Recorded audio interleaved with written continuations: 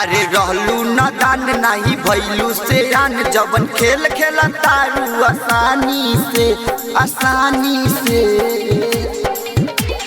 रहलू नादान नहीं भैलू से आन जवन खेल खेला तारू आसानी से हो। अरे जैया तू मिलबा भोला बवाली सुन माजा चखाई बोट लाली के।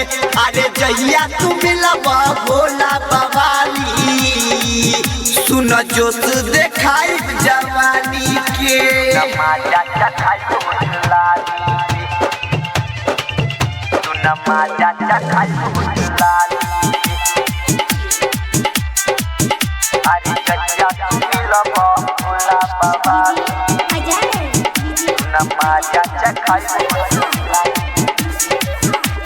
हाँ बचपन में यारा यारी कलही हमारा साथ में मिले खाती आवत रहलू आधी आधी रात में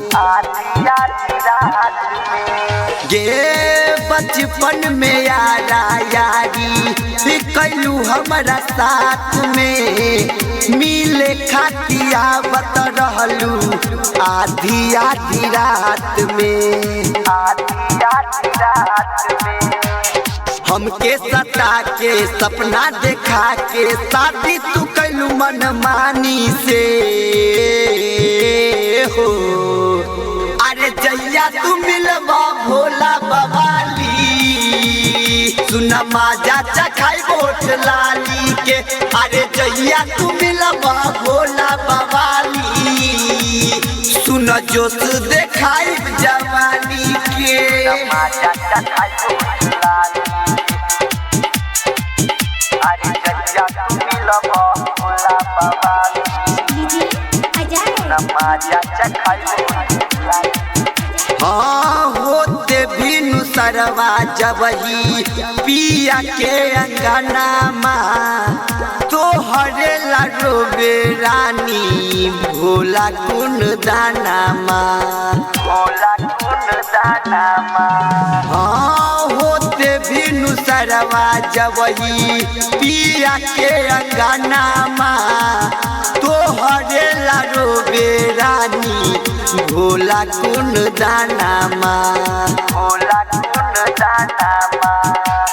भोला साजन के अपना बना के सपना दिखैलू बवाली के हो।